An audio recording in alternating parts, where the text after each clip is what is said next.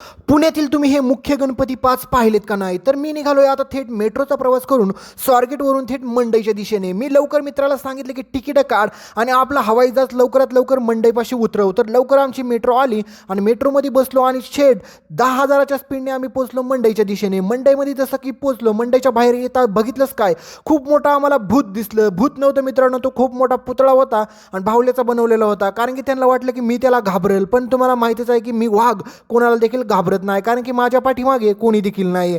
जसं की आम्ही ते सगळे पुतळे पाहिले, तर त्याच्यानंतर आम्ही काही मुख्य गणपती पाहण्यासाठी गेलो. तर लाकडी गणपती पाहिली, पाण्यातील द्वारका पाहण्यासाठी चाललो होतो.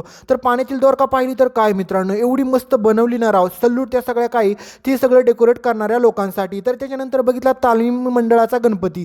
तर तालीम मंडळाचा गणपती देखील खूप छान आणि खूप चांगला होता. त्याच्यानंतर लाकडी गणपती पाहिला, तर लाकडी गणपती देखील खूप भारी होता. आणि शेवटी वेळ आलती आता आपल्या सगळ्यात श्रीमंत दगडूशेठ हलवाई गणपतीला भेट देण्याची.